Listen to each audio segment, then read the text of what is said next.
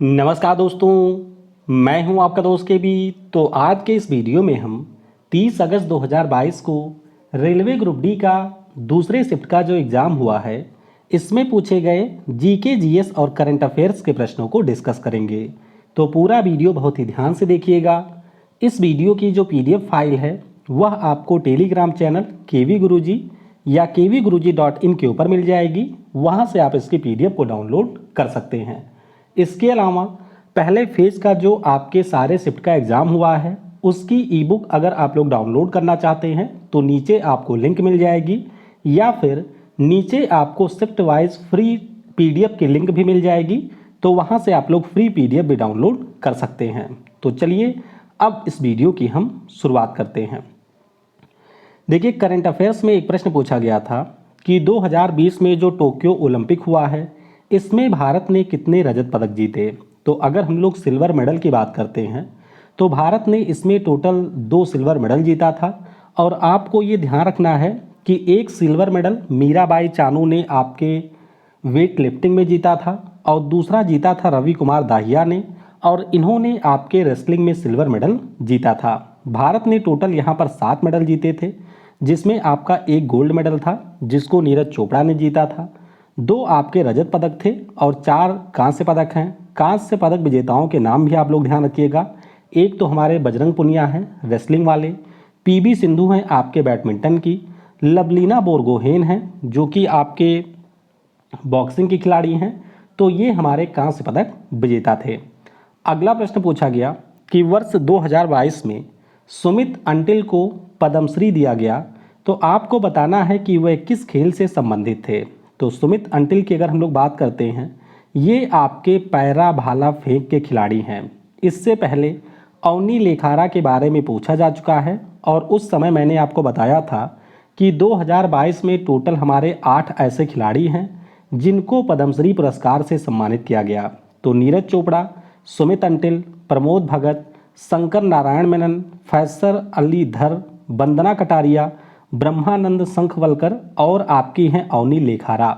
आपको ये भी ध्यान रखना है कि देवेंद्र झाझरिया जो कि हमारे पैरा भाला फेंक के ही खिलाड़ी हैं, वो आपके इस साल पद्म भूषण पुरस्कार प्राप्त किए, और पद्म भूषण पुरस्कार प्राप्त करने वाले वह भारत के पहले पैरा एथलीट बने हैं। अगला प्रश्न पूछा गया कि 2020 में गणतंत्र दिवस की परेड में भारत के मुख्य अतिथि कौन थे। तो आपको ये ध्यान रखना है कि मुख्य अतिथि थे जेयर बोल्सोनारो। कौन है वो?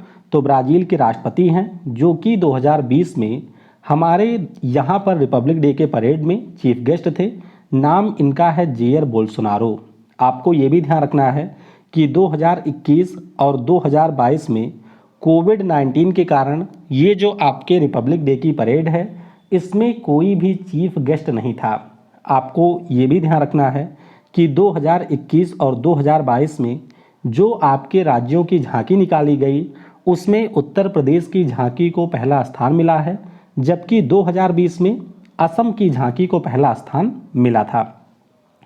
अगला प्रश्न पूछा गया कि फरवरी 2022 में ट्रांसजेंडर और भिक्षुओं के लिए केंद्र सरकार ने कौन सी योजना लॉन्च की है। तो ये जो स्कीम है इसका नाम है स्माइल। तो शायद आप सभी लोगों ने इसके बारे में पढ़ा होगा। स्माइल का पूरा नाम है support for marginalised individuals for livelihood and enterprises. तो जो भी हमारे देश में ट्रांसजेंडर और भीख मांगने वाली कम्युनिटी है उनके लिए सरकार के द्वारा स्माइल योजना को शुरू किया गया है। अगला प्रश्न पूछा गया, ये तो भैया पीछा नहीं छोड़ रहा है, कि किस संविधान संशोधन के द्वारा पंचायती राज व्यवस्था को संविधान में शामिल किया गया। तो ये आपका 73वां संविधान संशोधन है जो कि 1992 में हुआ था, और 24 अप्रैल 1993 को पंचायती राज व्यवस्था को आपके संविधान में शामिल किया गया था। इसके माध्यम से हमारे संविधान में एक नया भाग 9, एक नई अनुसूची 11वीं अनुसूची और टोटल आपके 16 आर्टिकल यानी कि 243 से 243 ओ तक, इसको भी भारतीय संविधान में जोड़ा गया था। अगला प्रश्न पूछा गया कि 2004 में किस भाषा को शास्त्रीय भाषा का दर्जा दिया गया। तो ये भी लगातार पीछा किए हुए हैं शास्त्रीय भाषा वाले। ध्यान रखिएगा 2004 में हमारे देश की जो पहली क्लासिकल लैंग्वेज है वो आपकी तमिल बनी थी। टोटल आपके देश में 6 क्लासिकल लैंग्वेज हैं, जिसमें से तमिल को 2004 में, कल संस्कृत पूछा गया था जिसको 2005 में, कन्नड़ा को 2008 में, तेलुगु को 2008 में, मलयालम को 2006 में और उड़िया को 2014 में दर्जा मिला है। अगला प्रश्न पूछा गया कि भारतीय संविधान के किस अनुच्छेद के अंतर्गत निरोध व गिरफ्तारी से संरक्षण प्राप्त है? तो ये बहुत ही सिंपल सा प्रश्न है। ये हमारे संविधान का अनुच्छेद 22 है, जिसके अंतर्गत आपको निरोध और गिरफ्तारी से संरक्षण प्राप्त है। आपको ये भी ध्यान रखना है कि हमारे संविधान में जो स्वतंत्रता का अधिकार है, इसमें आपको आर्टिकल 19 से 22 जैसे 4 आर्टिकल देखने को मिलेंगे। आर्टिकल 19 की अगर हम लोग बात करते हैं तो वो आपको वाक और अभिव्यक्ति की स्वतंत्रता का अधिकार देता है। आर्टिकल 20 की बात करें तो अपराध दोष सिद्धि के संबंध में ये संरक्षण देता है।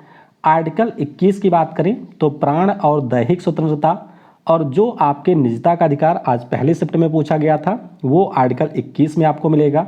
इसी प्रकार से आर्टिकल 21A की बात करें तो 6 से 14 वर्ष के बच्चों को निःशुल्क और अनिवार्य शिक्षा, ये भी कई बार पूछा जा चुका है। और आर्टिकल 22 में गिरफ्तारी के संबंध में संरक्षण का प्रावधान है। अगला प्रश्न पूछा गया, ये भी आपके कल पहले शिफ्ट में पूछा गया था, बस थोड़ा सा तरीका अलग था। कृष्णा नदी कहाँ से निकलती है? तो महाराष्ट्र में जो आपके महाबलेश्वर की पहाड़ियाँ हैं वहाँ से कृष्णा नदी निकलती है। और आपको ये भी ध्यान रखना है कि टोटल 5 नदियाँ हैं जो कि महाबलेश्वर की पहाड़ियों से निकलती हैं। एक हमारी कृष्णा नदी है, एक कोयना नदी है, एक आपकी वेन्ना या फिर वेनी नदी है, एक सावित्री नदी है और एक नदी का नाम है गायत्री। अगला प्रश्न पूछा गया कि भारत में जो तीसरी पंचवर्षीय योजना है इसका समय क्या था? तो आपको पता होना चाहिए 1 अप्रैल 1961 को ये शुरू हुआ था और 31 मार्च 1966 को ये समाप्त हुआ था। और इसके जो हमारे वास्तुकार थे उनका नाम गॉडजिल था, इसीलिए इसे हम लोग गॉडजिल योजना के नाम से भी जानते हैं। तो ये आप लोग 12 पंचवर्षीय योजनाएं देख सकते हैं। पहली 1951 से 56 तक थी, दूसरी 56 से 61, फिर 61 से 66, फिर आपका 3 वर्षों का अवकाश था, फिर चौथी, फिर 5वीं, उसके बाद में रोलिंग प्लान चलता है 3 सालों तक, 78, 79 और 80 में। 80 में आपकी छठी आती है, फिर 7वीं 1985 में, फिर आपके 2 साल का गैप होता है 90 से 92 में, फिर 1992 से 97, 97 से 2002, 2002 से 2007 और आखिरी वाली आई थी आपकी 2012 से 2017 तक।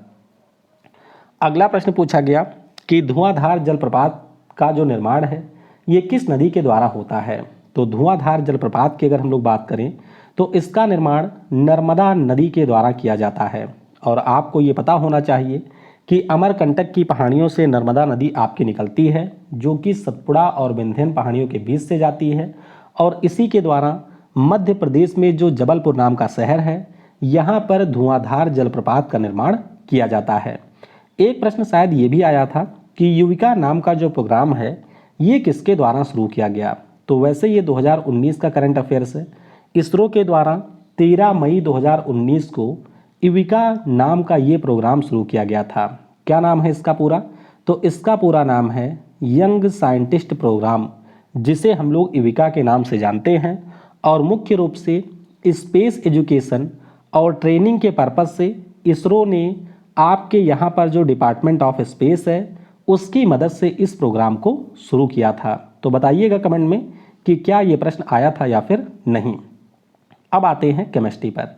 तो केमिस्ट्री में एक प्रश्न पूछा गया था कि डोबे-राइनर का जो त्रिक नियम है इसकी सीमाएं क्या थी? तो आप सभी को ये पता होना चाहिए कि डोबे-राइनर महोदय ने जो अपने त्रिक का नियम दिया था इसमें इन्होंने 3 एटम को लेकर के ये बताया था कि अगर हमारे पास में 2 एटम ऐसे हैं जिनके परमाणु द्रव्यमानों का अगर हम लोग औसत लेते हैं तो आपके तीसरे एलिमेंट का परमाणु द्रव्यमान यहाँ पर प्राप्त होगा।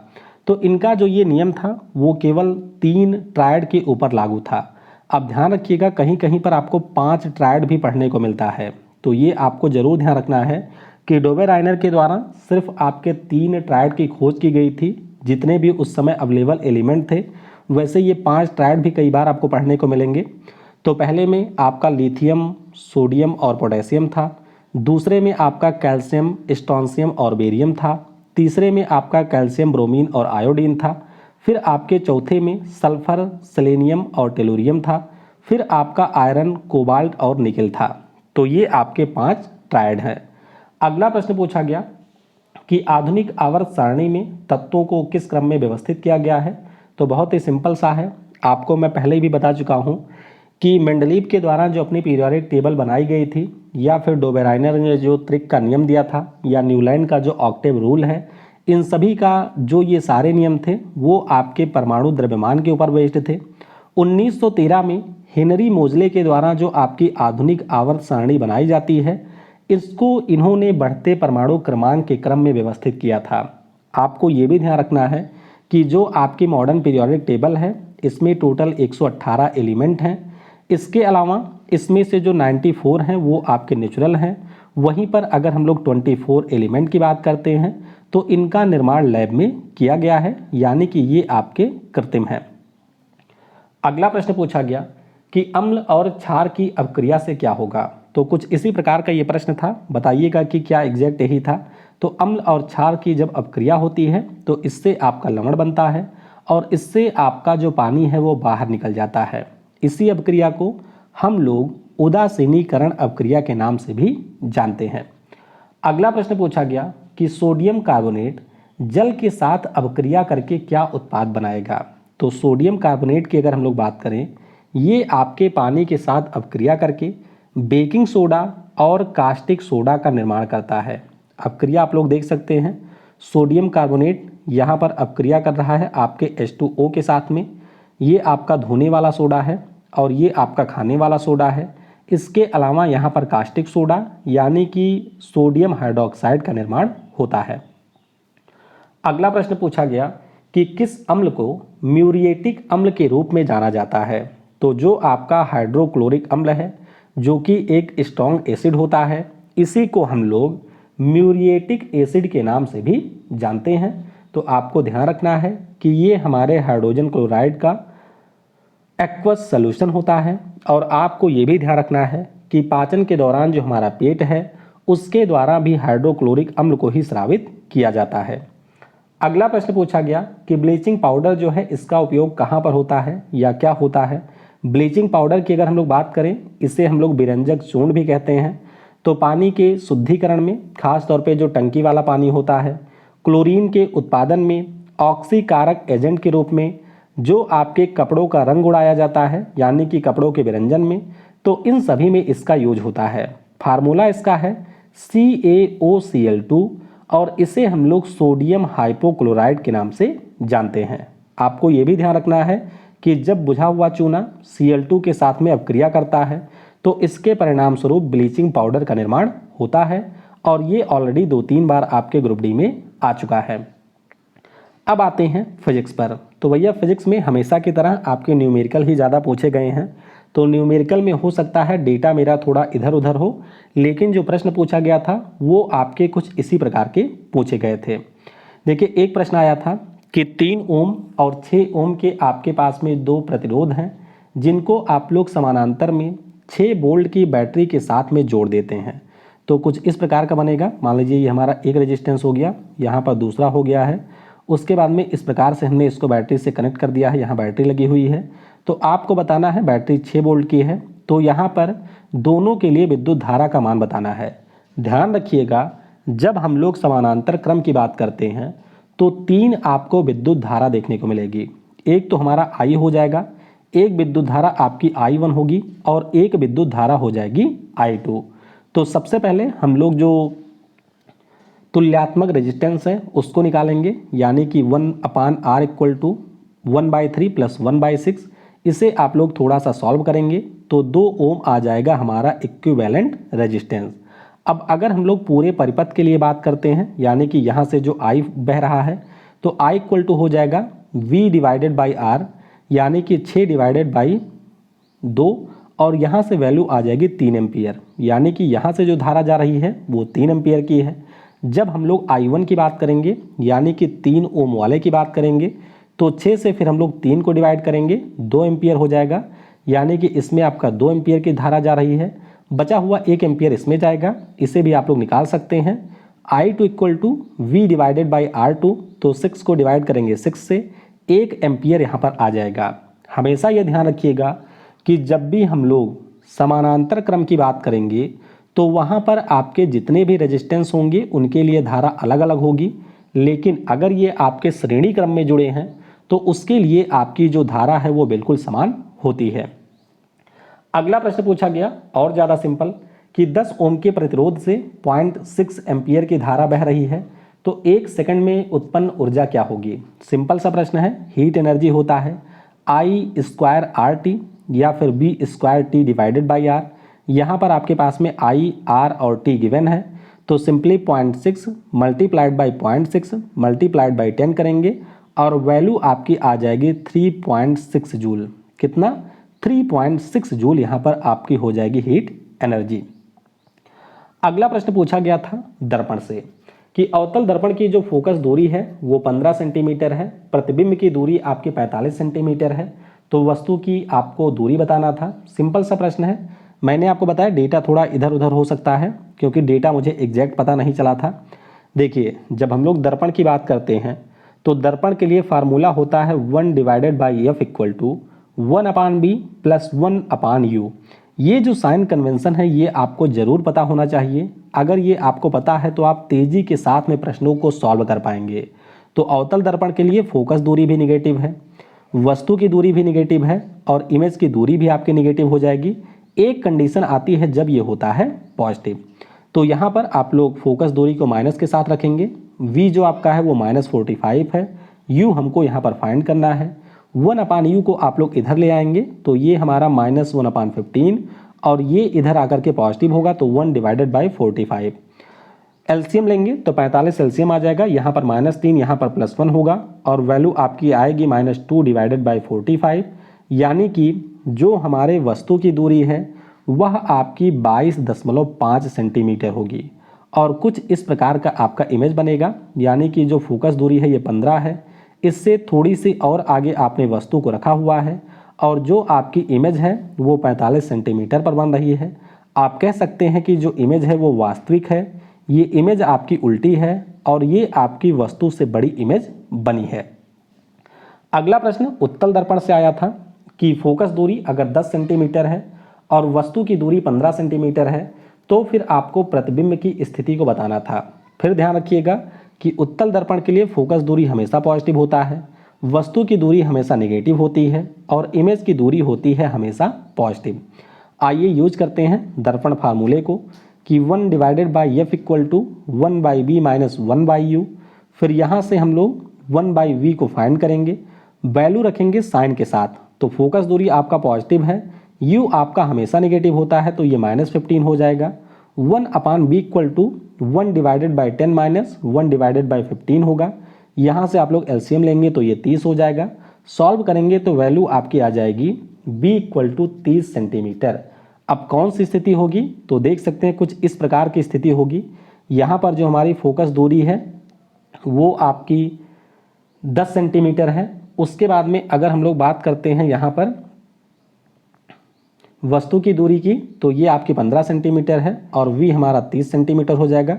तो आभासी, सीधा और वस्तु से बड़ा यहाँ पर इमेज बनेगा। बायोलॉजी से मुझे कोई प्रश्न नहीं मिल पाया है तो बायोलॉजी के प्रश्नों को इसीलिए हम डिस्कस नहीं करेंगे। इसके अलावा अगर आपको कोई प्रश्न याद है तो आप लोग कमेंट में ज़रूर बताइएगा, जिससे जो आने वाली इसकी PDF है उसमें उन प्रश्नों को शामिल किया जा सके। Thanks for watching. जय हिंद, जय भारत।